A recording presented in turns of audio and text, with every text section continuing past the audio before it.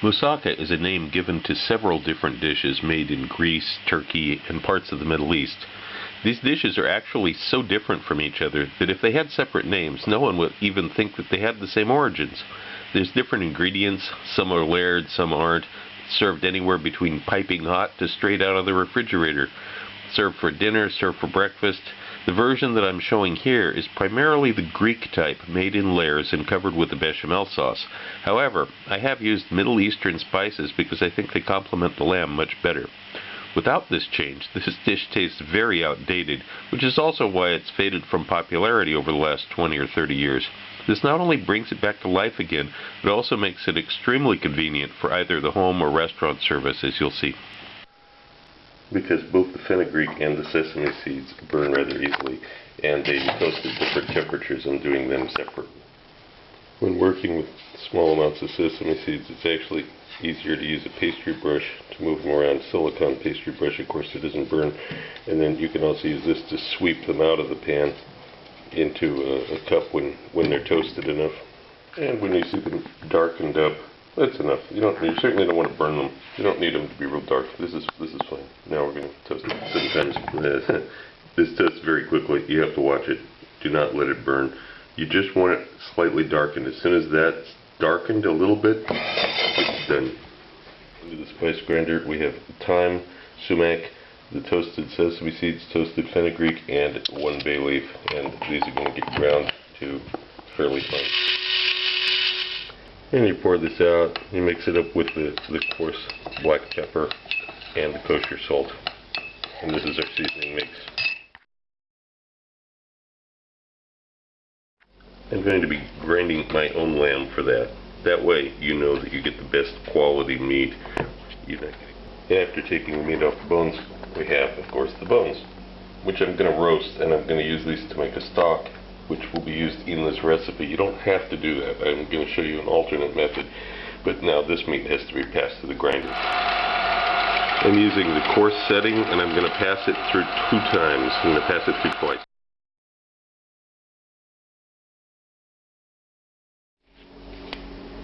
Into a hot pan, I'm going to put a little bit of olive oil, so like a tablespoon just to start it off. And then I'm going to put all of the lamb in. And all of that seasoning mix, entire batch. And we'll start stirring this around and cooking it in order to get some of the fat out of the lamb and brown it real well. Don't want to stir it too much, especially at the beginning. This is about 6 minutes later. I have not stirred it at all yet. This is the first stir it's getting. The spices have just been sitting up on the top of the lamb. You can see there's already a lot of fat rendering out here. Stir it a little bit more. Here. And I'm going to let it brown some more. And then I'm going to have to drain the fat off in just a minute. After a few minutes, you're going to put the meat in a sieve like this to drain the fat off. Keep drained meat separately. We're going to use the fat in the next step.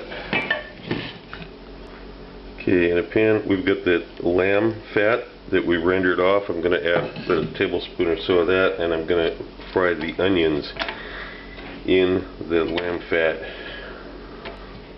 Meanwhile, in a back burner, I've got those lamb bones that I roasted with a couple of scraps of onion, and I'm going to put in about a cup of red wine. In a minute, I'm going to add just a little bit more water to cook. And this is one of those times you just kind of, after I added a little bit more water, you just kind of add whatever vegetable scraps you have laying around. Trim from other things. I'm adding some mushrooms, some celery root. What else have we got here?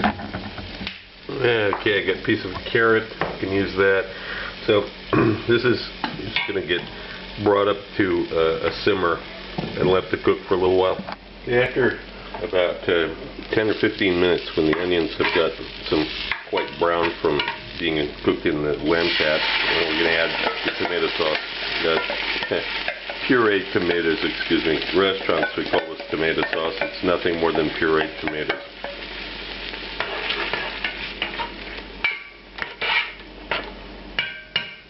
Start cooking this down. If you have one, you're going to want to put a splatter guard over the top of this because we're going to turn the heat up fairly high, and tomatoes are going to be popping all over the place after just a couple. While everything else is going on here, we've got to now take care of the eggplant. The oven is still hot from having roasted those bones, so this is about the thickness you want to cut the eggplant up. We're going to roast this on a baking sheet. Just spread it out on a baking sheet. Add a little bit more olive oil over the top of this. Some coarse kosher salt. Would be fairly generous. Okay, and these go in the 200 degree oven.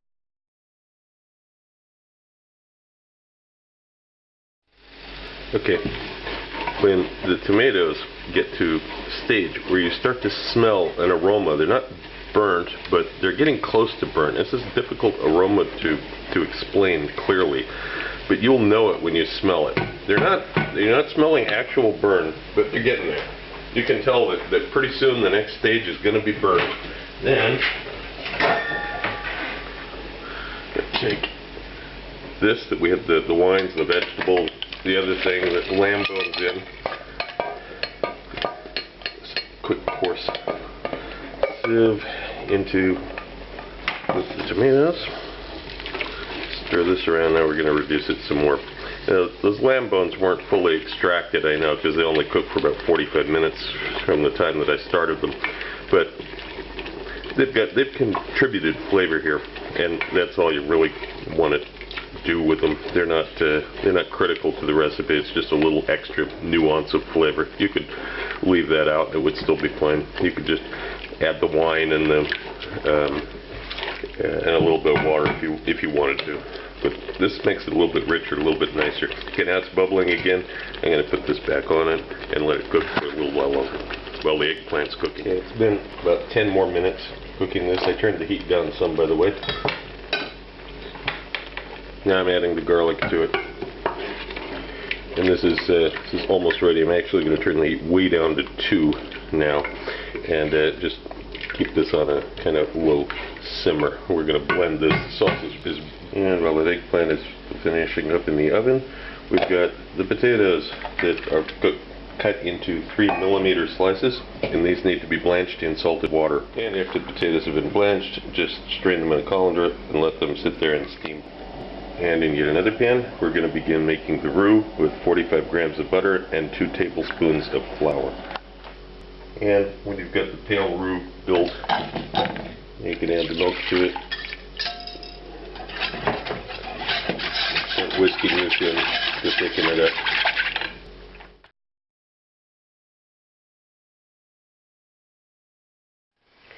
And now that the tomato sauce has cooled off, I'm putting it in the cup of the stick blender and puree this.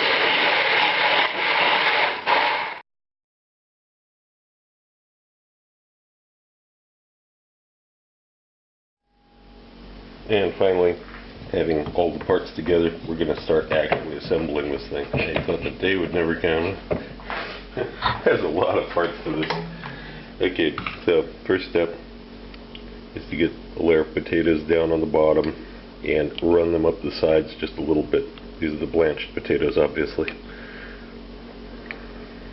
Okay, and after you're content with the way that is, we're going to put some mozzarella in here. The reason why is this mozzarella is going to melt and seal these potatoes together to kind of act like a mortar to put them together and hold it in one piece. Okay, maybe just a little bit more. We're going to have to grate the mozzarella and use it. It's going to use about 160 grams in all of the mozzarella. And make sure you get this bottom layer sealed tight though, with lots of cheese. Okay. And now we have the first layer of meat. Go down.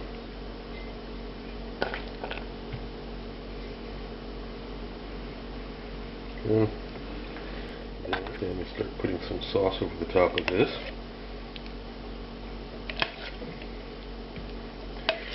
Then it's going to be the first layer of eggplant.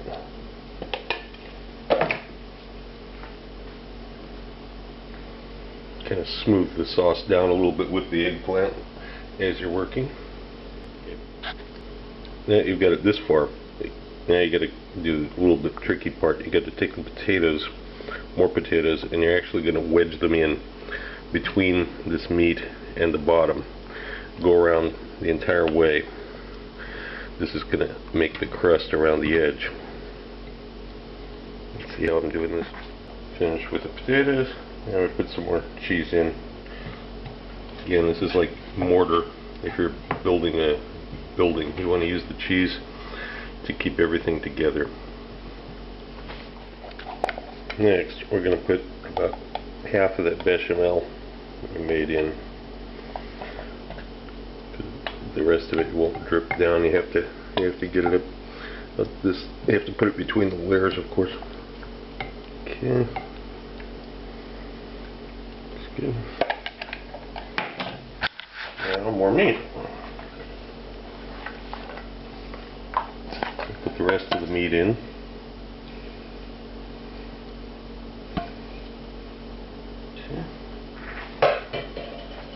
Now more tomato sauce. Same as before. This is the rest of the tomato sauce, by the way. Just smoothing it out. So there's 2 layers of tomato sauce, 2 layers of meat. So when you're working, it's pretty easy. Just divide the amount in half, and you wind up with the right amount. If you're a little bit off, it won't matter. Okay, good. The rest of the eggplant.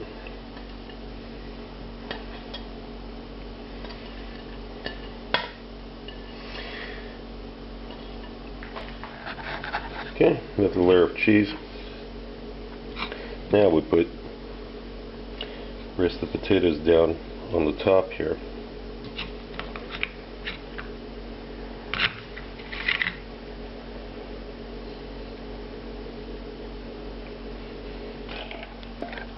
Now, more of the bechamel. Okay, it's starting to thicken up. Probably should have heated it a little bit to thin it out and make it easier to pour at this point. That's okay. We'll work with it. Also, as it cooks, it'll spread out a little bit on its own. So if it's a little bit gloopy right now, don't let it worry you. It'll be fine. When it cooks, it'll all melt together. And then finally, the last step. Get the rest of this on here.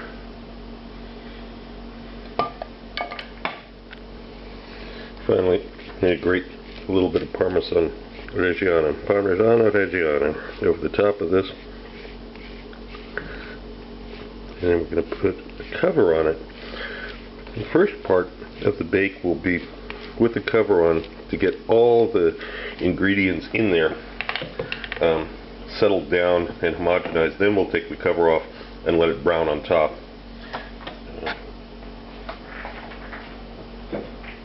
Here we go. To the oven again.